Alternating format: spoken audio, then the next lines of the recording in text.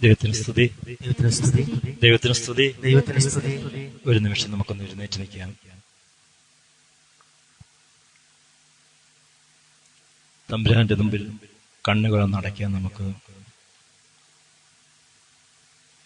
നമ്മുടെ ആരുടെയും തയ്യാറെടുപ്പോ യോഗ്യതയോ അല്ലല്ലോ, ദൈവത്തിന്റെ കൃപയാണല്ലോ ഈ ഭവനത്തിലേക്ക്, ഈ കൂട്ടായ്മയിലേക്ക്, ഈ സമൂഹത്തിലേക്ക് നമ്മളെ ആകർഷിച്ചു കൊണ്ടുവന്നത്. അവിടെ നല്ല ചെയ്യുന്നുണ്ടല്ലോ, എന്റെ പിതാവിനാൽ ആകർഷിക്കപ്പെടാതെ ആരും എന്റെ പക്കലേക്ക് വരികയില്ല, എന്റെ പക്കൽ വരുന്നവനെ ഞാൻ തള്ളിക്കളയുകയുമില്ല. പ്രിയപ്പെട്ടവരെ, ഈ നിമിഷം കർത്താവിന്റെ കരുണയ്ക്കായി ദൈവമേ, 2 കൊരിന്തോസ് 4:3 പറയുന്നത് പോലെ, ഞങ്ങളുടെ സുവിശേഷം അവർ വിശ്വസിക്കുന്നില്ല എങ്കിൽ അതിന്റെ കാരണം ഈ ലോകത്തിന്റെ ദേവൻ അവരുടെ കണ്ണുകളെ അന്ധമാക്കിയിരിക്കുന്നതുകൊണ്ടാണ്. പ്രിയപ്പെട്ടവരെ, നമുക്കൊരു നിമിഷം തമ്പുരാന്റെ സുവിശേഷത്തിന് വേണ്ടി നമ്മുടെ ഹൃദയങ്ങൾ തുറക്കുവാനും ആ സുവിശേഷത്തിന്റെ വചനത്തിന്റെ ആ ഉൾക്കാഴ്ചകൾ നമ്മുടെ ഹൃദയങ്ങളിൽ തുറന്നു കിട്ടുവാനും വേണ്ടി ഒരു നിമിഷം കരങ്ങൾ ഉയർത്തി ഒന്ന് സ്തുതിക്കാം. ഈശോയെ നന്ദി പറയുന്നു, ഈശോയെ നന്ദി. Hallelujah, hallelujah, hallelujah, hallelujah. ഈശോയെ നന്ദി, ഈശോയെ നന്ദി, ഈശോയെ നന്ദി. ഹല്ലേലൂയ, ഹല്ലേലൂയ, സ്തോത്രം ദൈവമേ, നന്ദി, ഈശോയെ നന്ദി.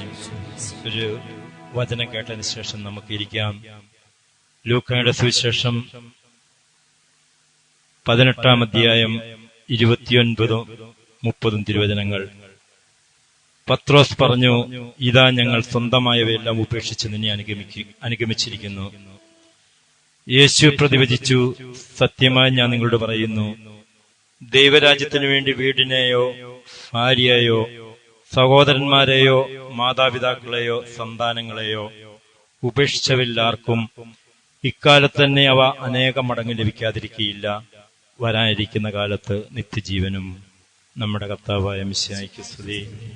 ഒരു നിമിഷം നമുക്ക് ഈ തിരുവചനത്തിലൂടെ ദൈവം നമുക്ക് നൽകുന്ന സന്ദേശം നമ്മുടെ ഹൃദയങ്ങളിലേക്ക് കടന്നു വരുവാൻ വേണ്ടി, ദൈവത്തിന്റെ പരിശുദ്ധാത്മാവ് നമ്മളിൽ പ്രവർത്തിക്കാൻ വേണ്ടി, നമുക്കറിയാം ഈ തിരുവചനത്തെ ഒരു നിമിഷം കൊണ്ട് ഗാനത്തിന്റെ രൂപത്തിലാക്കി നമ്മളോട് ഇന്ന് അവതരിപ്പിക്കുകയാണ് നമ്മളോടൊപ്പം ഈ ശുശ്രൂഷയിൽ സഹകരിച്ചുകൊണ്ടിരിക്കുന്ന ഈ ഗായക സംഘം. ആ ഈരടികൾ നമുക്ക് ആവർത്തിച്ചുകൊണ്ട്, ദൈവമേ, നിന്റെ പ്രകാശം, നിന്റെ വചനത്തിന്റെ പ്രകാശം നീ എന്റെ ഹൃദയത്തിലേക്ക് ഒഴുക്കണമേ നമുക്ക് പ്രാർത്ഥിച്ചുകൊണ്ടിരിക്കാം.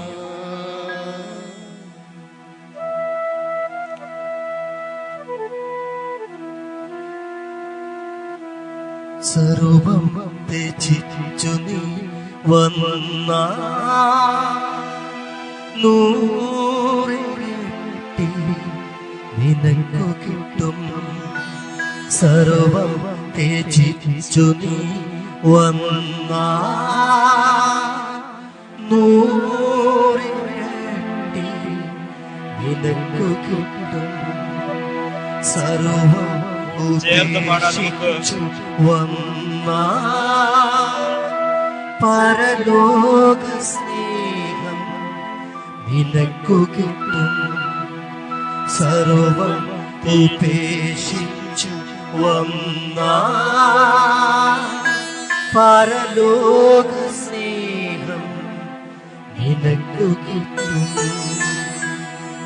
ഒരു നിമിഷം കൂടി നമ്മുടെ കണ്ണുകൾ അടച്ച് ദൈവവചനത്തിന് തന്നെ സമർപ്പിച്ച പരിശുദ്ധ അമ്മയുടെ കരങ്ങളിലേക്ക് നമ്മളെയും നമ്മുടെ ഭവനത്തെയും നമ്മുടെ ആത്മീയ ജീവിതത്തെയും ദൈവം എനിക്ക് എന്തെല്ലാം ദാനമായി നൽകിയിട്ടുണ്ടോ, ഞാൻ എന്തെല്ലാം ദൈവത്തിന്റെ മഹത്വത്തിനായിട്ട് ഞാൻ സമർപ്പിക്കാനുണ്ടോ, അതെല്ലാം അമ്മയുടെ അഭിമല ഹൃദയത്തിലേക്ക് നമുക്ക് വിട്ടുകൊടുത്തുകൊണ്ട് ഒരു നിമിഷം നമുക്ക് അമ്മയെ ഒന്ന് ധ്യാനിക്കാം.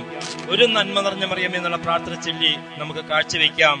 നന്മ നിറഞ്ഞ മറിയമേ സ്വസ്തി, കർത്താവ് അങ്ങയുടെ കൂടെ സ്ത്രീകൾ അങ്ങ് അനുഗ്രഹിക്കപ്പെട്ടവളാകുന്നു, അങ്ങയുടെ ഉദരത്തിൻ ഫലമായി ഈശോ അനുഗ്രഹിക്കപ്പെട്ടവനാകുന്നു.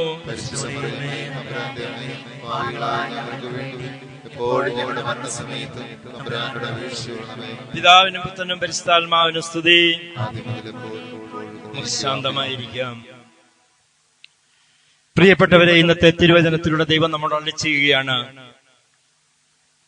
ആരെങ്കിലും എന്നെ അനുഗമിക്കാൻ ആഗ്രഹിക്കുന്നുണ്ടെങ്കിൽ അവൻ തന്നെ പരിത്യജിച്ചുകൊണ്ട് തന്റെ കുരിശും എടുത്തുകൊണ്ട് എന്റെ പിന്നാലെ വരട്ടെ.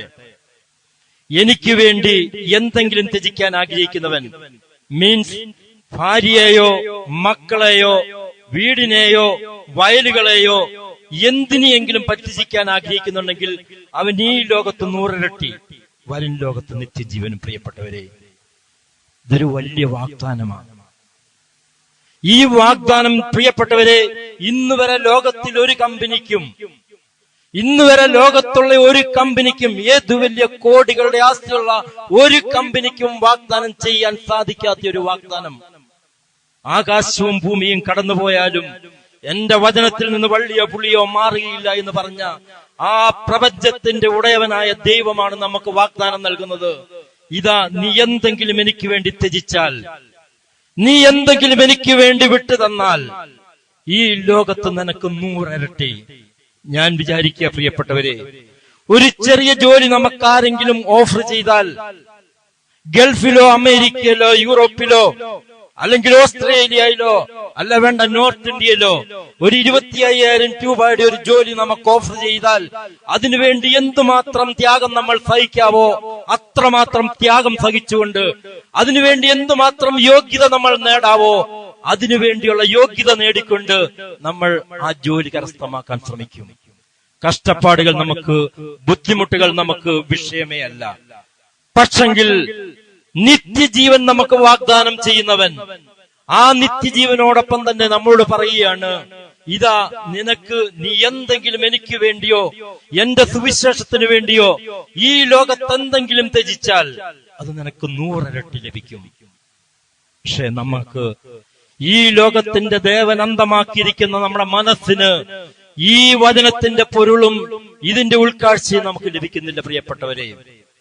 കാരണം അതാണല്ലോ ഇതിനു മുമ്പ് വചനം നിങ്ങളോട് പങ്കുവെച്ച ചാണ്ടിയച്ചൻ പറഞ്ഞല്ലോ, ആ സുവിശേഷത്തിലൂടെ ഇന്നത്തെ വായനയിലൂടെ സുഖലോലുപത, മദ്യാസക്തി, ജീവിത വ്യഗ്രത എന്നിവയാൽ നിങ്ങളുടെ മനസ്സ് ദുർബലമാവുകയും ആ ദിവസം ഒരു കെണി പോലെ നിങ്ങളുടെ മേൽ വന്നു ഭവിക്കുകയും ചെയ്യുമെന്ന്. പ്രിയപ്പെട്ടവരെ, നമ്മൾ ഓർക്കണം, നമ്മൾ ഈ ജീവിക്കുന്നത് വലിയൊരു കെണിയുടെ മുൻപിലാണ്. ഈശോ വീണ്ടും പറയുന്നില്ലേ, നോഹയുടെ കാലത്തെന്നപോലെ ഈ ജനതയ്ക്ക് സംഭവിക്കും. അവർ തിന്നും കുടിച്ചും വിവാഹം ചെയ്തു കൊടുത്തും കഴിഞ്ഞു പോന്നു. പക്ഷെ പ്രളയം വന്നെല്ലാം നശിപ്പിക്കുന്നത് വരെ അവർ ജീവിതം ആസ്വദിച്ചു. പ്രിയപ്പെട്ടവരെ, നമ്മൾ ഓർക്കണം, നാമും ആ മാർഗത്തിലൂടെയാണോ പോകുന്നത്? എന്തെങ്കിലും ഞാൻ എന്റെ ദൈവത്തിന് വേണ്ടി ത്യജിക്കാൻ തയ്യാറായിട്ടാണോ ഇന്ന് ഞാൻ ഈ ഭവനത്തിലേക്ക് കടന്നു വന്നത്? പ്രിയപ്പെട്ടവരെ, തീർച്ചയായിട്ടും നിങ്ങൾ ത്യജിച്ചു. ദൈവത്തിന് വേണ്ടി ഇന്ന് നിങ്ങൾ 2 മണിക്കൂർ മാറ്റിവെച്ചു. ആ ദൈവത്തിന്റെ സന്നിധിയിലേക്ക് ദൈവത്താൽ ആകർഷിക്കപ്പെട്ടു വരുവാൻ നിങ്ങളുടെ ഭവനത്തെ 2 നിമിഷം നിങ്ങൾ ദൈവത്തിന്റെ കരങ്ങളിൽ വിട്ടുകൊടുത്തു. നിങ്ങൾ ഇന്ന് ഈ സമൂഹത്തിലേക്ക് വന്നു. ദൈവം നിങ്ങൾക്ക് നൽകുന്നത് നിത്യജീവന്റെ അച്ചാരമായ വാഗ്ദാനങ്ങളാണ് പ്രിയപ്പെട്ടവരെ. Praise the Lord, praise the Lord, hallelujah. പ്രിയപ്പെട്ടവരെ, ഈ തിരുവചനം നമ്മോട് പറഞ്ഞിരിക്കുന്നവൻ ആരാണെന്ന് നമ്മൾ അറിയണം.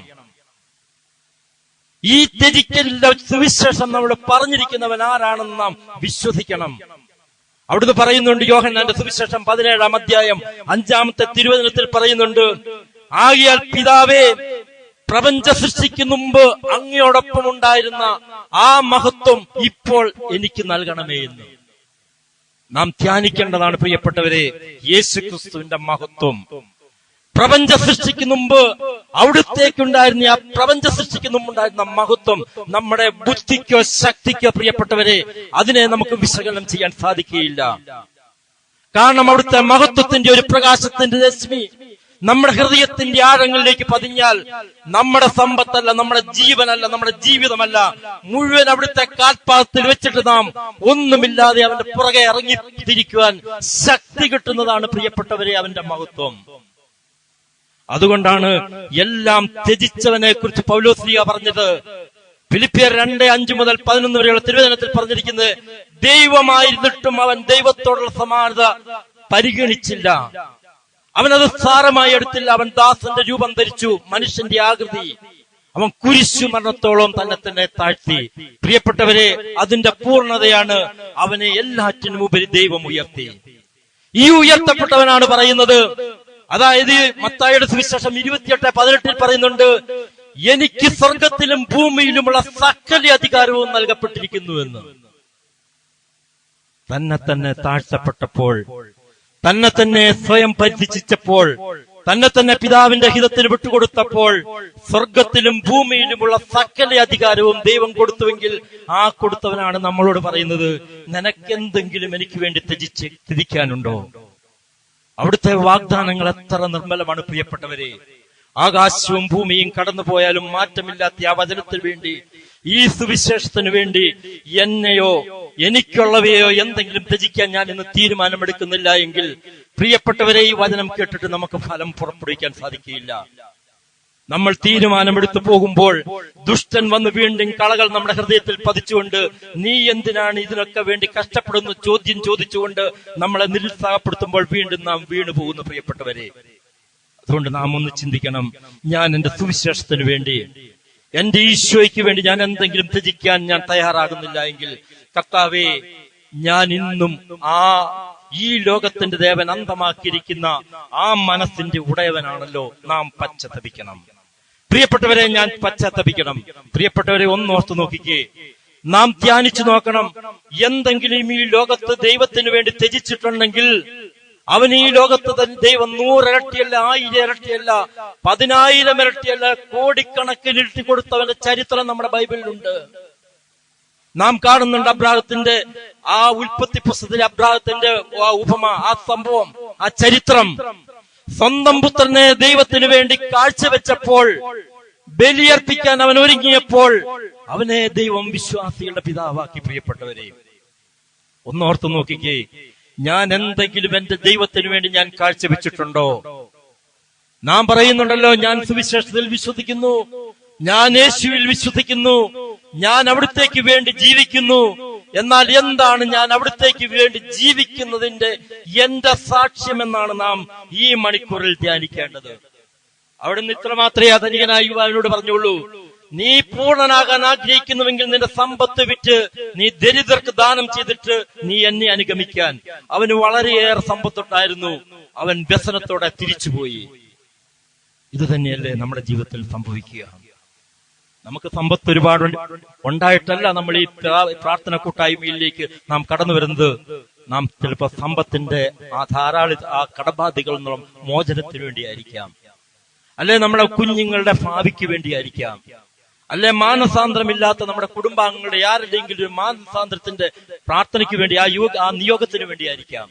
പ്രിയപ്പെട്ടവരെ, എന്തുമായിരിക്കട്ടെ, നാം ഒന്ന് ധ്യാനിച്ചു നോക്കിക്കേ.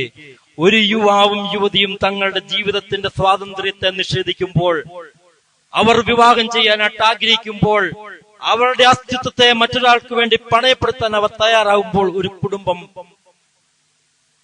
ഫോം ചെയ്യുന്നു. ഒരു കുടുംബം ഫോം ചെയ്യണമെങ്കിൽ ഒരു യുവതിയും യുവാവും ഭാര്യ ഭർത്താക്കന്മാരാകാൻ തീരുമാനിക്കുന്ന ആ നിമിഷം അവരുടെ അസ്തിത്വത്തെ, അവരുടെ ജീവിതത്തെ മറ്റൊരാൾക്ക് വേണ്ടി അവർ കാഴ്ചവെക്കാൻ തയ്യാറാകുമ്പോൾ ഒരു കുടുംബം തയ്യാറാകും, ഫോം ചെയ്യും. അതുപോലെ തന്നെ അവരുടെ സന്തോഷങ്ങളെ, ആ ദാമ്പത്യത്തിലുള്ള സന്തോഷങ്ങളെ ഒരു കുഞ്ഞിന് വേണ്ടി ത്യജിക്കാൻ അവർ തയ്യാറാകുമ്പോൾ ഒരു കുഞ്ഞിന് ജന്മം നൽകാൻ അവർക്ക് കഴിയും. നമുക്കറിയാമല്ലോ, ഈശോ തന്നെ പറഞ്ഞിട്ടുണ്ട്, ഒരു മനുഷ്യന്റെ, ഒരു സ്ത്രീയുടെ ജീവിതത്തിൽ ഏറ്റവും വലിയ വേദന ഈറ്റുനോവാന്നാ പറഞ്ഞിരിക്കുന്നത്. ആ ഈറ്റുനോവ് അടുക്കാറാവുമ്പോൾ അവർ എല്ലാത്തിലും അസ്വസ്ഥതയാകും. പക്ഷേ ഒരു കുഞ്ഞിന് ജന്മം നൽകി കഴിയുമ്പോൾ അവർ ആ വേദന മറക്കും. പ്രിയപ്പെട്ടവരെ, നോക്ക്, ആ ഏറ്റവും വലിയ വേദന പോലും ഒരു കുഞ്ഞിന് വേണ്ടി സമർപ്പിക്കുമ്പോൾ, അല്ലെ ഒരു കുഞ്ഞിന് വേണ്ടി തന്റെ സന്തോഷത്തെ സമർപ്പിക്കുമ്പോൾ ദൈവം ഈ ഭൂമിയിൽ തന്നെപ്പോലെ ഒരു കുഞ്ഞിന് ജന്മം നൽകാൻ അവർക്ക് കൃപ നൽകും. വീണ്ടും നാം നോക്കിക്കേ, ഒരു കുഞ്ഞ് തന്റെ അപ്പനും അമ്മയുമായിട്ടുള്ള സന്തോഷത്തെ അവഗണിച്ചുകൊണ്ട് ആ കുഞ്ഞിനോടുള്ള ആ സ്നേഹത്തിൽ നിന്ന് അവരെ, ആ കുഞ്ഞിനെ തങ്ങളിൽ നിന്ന് പറിച്ചു മാറ്റിക്കൊണ്ട് അതിനെ വിദ്യാഭ്യസിക്കാനായിട്ട് ഒരു LKG-യിലേക്കോ UKG-യിലേക്കോ വിടുമ്പോഴാണല്ലോ ആ കുഞ്ഞിന്റെ ഭാവി രൂപപ്പെടാൻ ആരംഭിക്കുന്നത്. വീണ്ടും നാം നോക്കിക്കേ, നല്ലൊരു ജോലിക്ക് വേണ്ടി, നല്ലൊരു പഠനത്തിന് വേണ്ടി ആ കുഞ്ഞിന്റെ സന്തോഷങ്ങൾ ത്യജിക്കുമ്പോഴാണല്ലോ ആ കുഞ്ഞിന് നല്ലൊരു ഉന്നത നിലയിലേക്ക് എത്താൻ പറ്റുന്നത്. ഇതുപോലെ തന്നെയല്ല പ്രിയപ്പെട്ടവരെ, ഒരു യുവാവോ യുവതിയോ സമർപ്പിത ജീവിതത്തിലേക്ക് തന്നെ കാഴ്ചവെക്കുമ്പോൾ ഒരു വൈദികനായി മാറുന്നതും ഒരു കന്യാസ്ത്രീയായി മാറുന്നതും ദൈവം എത്രമാത്രം കൃപയിലേക്കാണ് അവരെ ഉയർത്തുക. തങ്ങളുടെ ഏറ്റവും വലിയ ജീവിതത്തിന്റെ അവരുടെ ഏറ്റവും വലിയ സന്തോഷം, അവരുടെ ഫലദായകത്വത്തെ ദൈവത്തിനായി കാഴ്ചവെക്കുമ്പോൾ അവരെ ദൈവമായിട്ട് ദൈവം രൂപാന്തരപ്പെടുത്തുന്ന പ്രിയപ്പെട്ടവരെ, ത്യജിക്കേണ്ട ഉദാഹരണങ്ങളായത്. ഈ ത്യജിക്കാൻ എന്തെങ്കിലും നമ്മുടെ ജീവിതത്തിലുണ്ടോ? ദൈവത്തിന് നമ്മുടെ പ്രിയപ്പെട്ടവരെ ഈ 40-ാമത്തെ സങ്കീർത്തനത്തിൽ പറയുന്നത് പോലെ ദഹനബലി എനിക്ക് ആവശ്യമില്ല, പാപപരിഹാര ബലിയും ഞാൻ ആവശ്യപ്പെട്ടില്ല.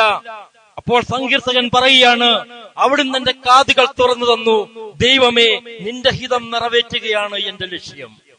ഈ ലക്ഷ്യത്തിലേക്ക് നമ്മുടെ ഹൃദയത്തെ ഉയർത്താൻ നമുക്കിന്ന് കഴിഞ്ഞാൽ ഈ കൂട്ടായ്മയിൽ നമ്മൾ പങ്കെടുത്തത് ധന്യമായി പ്രിയപ്പെട്ടവരെ. ഈ ലക്ഷ്യത്തിലേക്ക് നമ്മുടെ ഹൃദയത്തെ നമുക്ക് ഒരുക്കാൻ കഴിഞ്ഞാൽ, എന്റെ ജീവിതം ദൈവത്തിന് വേണ്ടി സമർപ്പിക്കാൻ, എന്റെ ജീവിതം എന്റെ ദൈവത്തിന്റെ ഇഷ്ടം നിറവേറ്റാനുള്ള ഒരു പ്രചോദനമാക്കി മാറ്റാൻ എനിക്ക് കഴിഞ്ഞാൽ പ്രിയപ്പെട്ടവരെ, ഇന്ന് എന്റെ ഈ ജീവിതം ധന്യമായി. എന്റെ ഈ കേൾവിക്ക്, ഈ വചനം ശ്രവണത്തിന് എന്റെ ദൈവം എന്നെ അനുഗ്രഹിക്കും പ്രിയപ്പെട്ടവരെ. ഒരു നിമിഷം നമുക്ക് വീണ്ടും ആ ഈരടികളിലേക്കൊന്ന് ഉയരാം. എന്തെങ്കിലും ത്യജിക്കാൻ നമുക്കുണ്ടെങ്കിൽ, ഈശോ പറഞ്ഞില്ലേ, ഒരു പാത്രം പച്ചവെള്ളം ശിഷ്യൻ എന്ന പോലെ നിങ്ങൾ കൊടുത്താൽ നിങ്ങൾക്ക് പ്രതിഫലം ലഭിക്കുമെന്ന് പറഞ്ഞ ദൈവം, ആ ദൈവത്തിന് വേണ്ടി പ്രിയപ്പെട്ടവരെ നമുക്ക് ത്യജിക്കാൻ എന്തെങ്കിലും ഉണ്ടോ? ജസ്റ്റ് നമ്മുടെ സമ്പത്തിന്റെ ഒരു ദശാംശമെങ്കിലും നമുക്ക് ത്യജിക്കാനുണ്ടോ? നമ്മുടെ ഈ പ്രാർത്ഥനാ കൂട്ടായ്മയ്ക്ക് വേണ്ടി എനിക്ക് ദൈവം നൽകിയതിന്റെ സമ്പത്തിന്റെ ഒരംശം ഞാൻ ഇതിന് കാഴ്ചവെക്കാൻ, ഇതിനുവേണ്ടി ഭാരിച്ചു വരുന്ന ഈ പണച്ചെലവുകൾക്ക് ഈ മകനോടൊപ്പം പങ്കുവെക്കാൻ എന്റെ സമ്പത്തിന്റെ ഒരു അംശം എനിക്ക് കണ്ടെത്താൻ കഴിയുമോ? പ്രിയപ്പെട്ടവരെ, എന്റെ സമയത്തിന്റെ ഒരു പങ്ക്, എന്റെ കഴിവുകളുടെ ഒരു പങ്ക് നമുക്കറിയാം. എത്രയോ മക്കൾ തങ്ങളുടെ കഴിവും സമ്പത്തും സമയവും ദൈവത്തിന് കാഴ്ചവെച്ചപ്പോൾ 100 ഇരട്ടിയായിട്ട് അനുഗ്രഹിക്കപ്പെട്ട ഒത്തിരി സാക്ഷ്യങ്ങൾ, ഒരുപാട് സാക്ഷ്യങ്ങൾ നമ്മൾ കേൾക്കുന്നുണ്ടല്ലോ. 19-ാമത്തെ സങ്കീർത്തനത്തിൽ പറഞ്ഞിരിക്കുന്നത് പോലെ ദൈവത്തിന്റെ സാക്ഷ്യം അത് വിശുദ്ധമാണ്, അത് വിനീതർക്ക് വിജ്ഞാനം പകരുന്നുവെന്ന്. പ്രിയപ്പെട്ടവരെ, ഒരു നിമിഷം നമുക്ക് ഈ തമ്പുരാന് വേണ്ടി ത്യജിക്കാൻ, ഈ ദൈവത്തിന് വേണ്ടി ത്യജിക്കാൻ എനിക്കെന്തെങ്കിലും ഉണ്ടോ എന്ന് ദൈവത്തിന്റെ പരിശുദ്ധാത്മാവെ എനിക്ക് വെളിപ്പെടുത്തി തരണമെന്ന് പ്രാർത്ഥിച്ചുകൊണ്ട് ആ ഈരടിയോട് നമുക്ക് ചേരാം. സർവം ത്യജിച്ചു നീ വന്നാ 100 ഇരട്ടി നിനക്കു കിട്ടും. സർവം ത്യജിച്ചു നീ വന്നാ 100 ഇരട്ടി നിനക്കു കിട്ടും. സർവം ഉപേക്ഷിച്ചു വന്നാ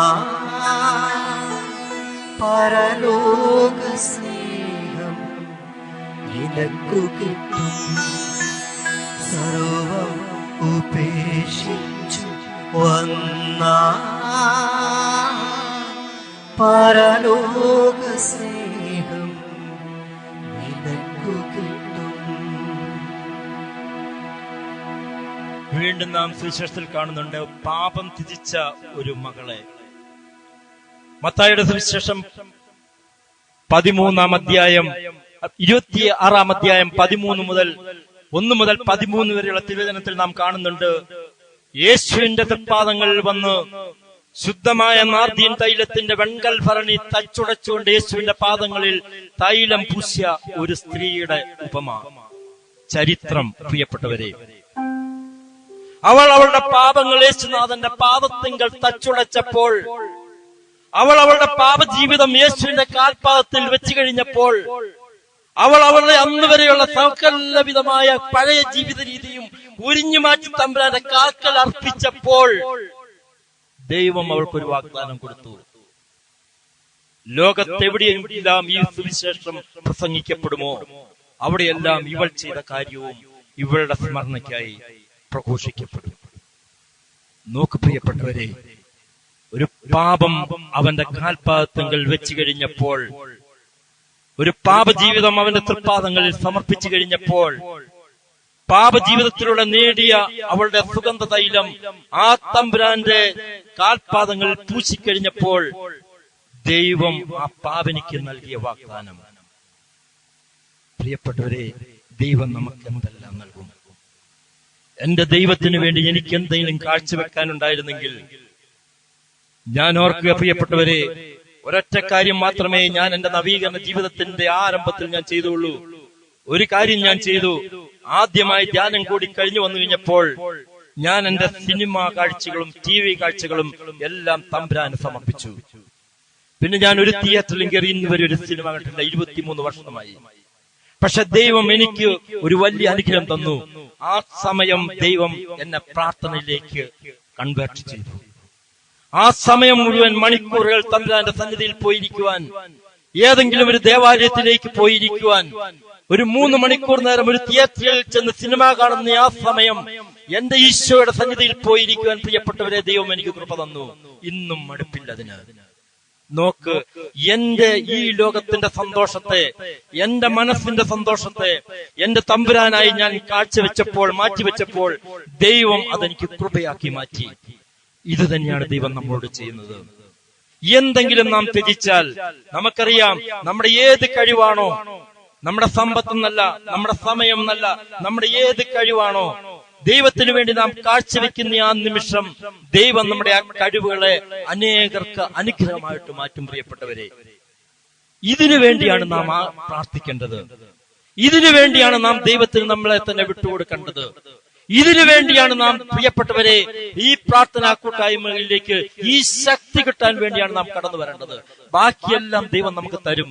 ദൈവം പറഞ്ഞില്ലേ, ആദ്യം അവിടുത്തെ രാജ്യവും അവിടുത്തെ നീതിയും തേടുക. ആദ്യം അവിടുത്തെ രാജ്യം അവിടുത്തെ നീതിയും തേടുക, അതോടുകൂടി എല്ലാം കൂട്ടിച്ചേർക്കപ്പെടുമെന്ന്. എന്തുകൊണ്ടാണ് നമുക്ക് ഈ വചനത്തിൽ വിശ്വാസമില്ലാത്തത്? കാരണം നമ്മുടെ ജീവിത വ്യഗ്രത, നമ്മുടെ സുഖലോലുപത. പ്രിയപ്പെട്ടവരെ, അത് മാറ്റിവെച്ചിട്ട് എന്റെ ദൈവത്തിന്റെ ഹിതം എന്താണോ, എന്റെ സമയം ഞാൻ എങ്ങനെ മാറ്റിവെക്കണമെന്നാണോ ദൈവം ആഗ്രഹിക്കുന്നത്, എന്റെ കഴിവുകൾ എങ്ങനെ വിനിയോഗിക്കണമെന്നാണോ ദൈവം ആഗ്രഹിക്കുന്നത്, എന്റെ സമ്പത്ത് എങ്ങനെ വിനിയോഗിക്കണമെന്നാണോ ദൈവം ആഗ്രഹിക്കുന്നത്, ആ ദൈവത്തിന്റെ ഹിതമനുസരിച്ച് എന്നെ തന്നെ വിട്ടുകൊടുക്കാൻ ഇന്ന് ഞാൻ തീരുമാനമെടുത്താൽ ഈ പ്രാർത്ഥന കൂട്ടായ്മയിൽ എനിക്ക് ഫലം കിട്ടി. പ്രിയപ്പെട്ടവരെ, ദൈവത്തിന് സ്തുതി, ദൈവത്തിന് സ്തുതി. Hallelujah, hallelujah. ഒരിക്കൽ കൂടി പ്രിയപ്പെട്ടവരെ, നമുക്ക് ആ ഈരടികൾ ശ്രവിക്കാം. എന്താണോ ദൈവത്തോട് നമുക്ക് ചോദിക്കാം, എന്റെ തമ്പുരാനെ, നിന്റെ മഹത്വത്തിനു വേണ്ടി, നിന്റെ മഹത്വത്തിനു വേണ്ടി ഈ ലോകത്ത് എന്തെങ്കിലും ത്യജിച്ചാൽ 100 ഇരട്ടിയായിട്ട് നൽകാമെന്ന് പറഞ്ഞ് നിന്റെ മഹത്വത്തിനു വേണ്ടി, വരും ലോകത്ത് നിത്യജീവൻ നൽകാമെന്ന് പറഞ്ഞ എന്റെ ആ നിത്യജീവന് വേണ്ടി എനിക്ക് എന്താണ് ത്യജിക്കാൻ കഴിയുക എന്ന് എന്റെ പരിശുദ്ധാത്മാവ് ഇന്ന് വെളിപ്പെടുത്തി തരുവാൻ, ദൈവത്തിന്റെ പരിശുദ്ധാത്മാവ് ഇന്ന് വെളിപ്പെടുത്തി തരുവാൻ എന്നിലേക്ക് ഇറങ്ങി വരണമെന്ന് പ്രാർത്ഥിച്ചുകൊണ്ട് നമുക്ക് ഈ ഇരടികൾ വീണ്ടും ശ്രമിക്കാം. സർവം ത്യജിച്ചു നീ വന്ന 100 ഇരട്ടി നിനക്കു കിട്ടും. സർവം ത്യജിച്ചു നീ വന്ന 100 ഇരട്ടി നിനക്കു കിട്ടും.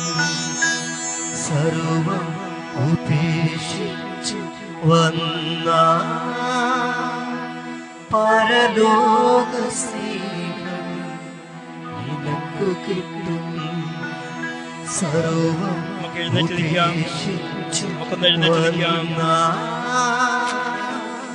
പരലോക സ്നേഹം നിനക്കു കിട്ടും. ഒരു നിമിഷം നമ്മുടെ കരങ്ങളൊന്ന് ഉയർത്തിക്കൊണ്ട് പ്രിയപ്പെട്ടവരെ, 2 കൊരിന്തോസ് 3-ാം അധ്യായം 17-18 തിരുവചനം നമ്മളെ ഇങ്ങനെ ഓർമ്മിപ്പിക്കുന്നു. കർത്താവ് ആത്മാവാണ്. കർത്താവിന്റെ ആത്മാവുള്ളിടത്ത് സ്വാതന്ത്ര്യമുണ്ട്. കർത്താവിന്റെ മഹത്വം കണ്ണാടിയിൽ എന്ന പോലെ മൂടുപടമണിയാത്ത മുഖത്ത് പ്രതിഫലിക്കുന്ന നാം എല്ലാവരും അവിടുത്തെ സാദൃശ്യത്തിലേക്ക്, മഹത്വത്തിൽ നിന്ന് മഹത്വത്തിലേക്ക് രൂപാന്തരപ്പെട്ടുകൊണ്ടിരിക്കുകയാണ്. ഇത് ആത്മാവായ കർത്താവിന്റെ ദാനമാണ്. പ്രിയപ്പെട്ടവരെ, ഈ ആത്മാവായ കർത്താവിന്റെ ദാനം നമ്മൾ പ്രവർത്തിക്കുവാൻ 2 കരങ്ങളും ഉയർത്തി ദൈവത്തിന്റെ മഹത്വത്തിലേക്ക് നമ്മളെ രൂപാന്തരപ്പെടുത്തുവാൻ, ദൈവത്തിന്റെ ആത്മാവിന്റെ മഹത്വത്താൽ നമ്മൾ രൂപാന്തരപ്പെടുവാൻ, ദൈവത്തിന്റെ മഹത്വം നമ്മുടെ കണ്ണാടിയിൽ എന്ന പോലെ നമ്മുടെ മുഖത്ത് പ്രതിഫലിക്കുവാൻ ദൈവമേ ഈ നിമിഷത്തിന്റെ ആത്മാവിനെ ഞങ്ങളിലേക്ക് വർഷിക്കണമെന്ന് ആഗ്രഹിച്ചുകൊണ്ട് നമുക്ക് കരങ്ങൾ ഉയർത്തി ഒന്ന് സ്തുതിക്കാം. ഈശോയെ നന്ദി, ഹല്ലേലൂയ, സ്തോത്രം ദൈവമേ, ഹല്ലേലൂയ, സ്തോത്രം ദൈവമേ, നന്ദി ദൈവമേ, നന്ദി ദൈവമേ, നന്ദി ദൈവമേ, ഹല്ലേലൂയ, ഹല്ലേലൂയ, ഹല്ലേലൂയ. ഈശോയെ നന്ദി, ഈശോയെ നന്ദി. ഹല്ലേലൂയ, സ്തോത്രം ദൈവമേ. നന്ദി ദൈവമേ, നന്ദി ദൈവമേ, നന്ദി ദൈവമേ. ഈശോയെ നന്ദി, ഈശോയെ നന്ദി.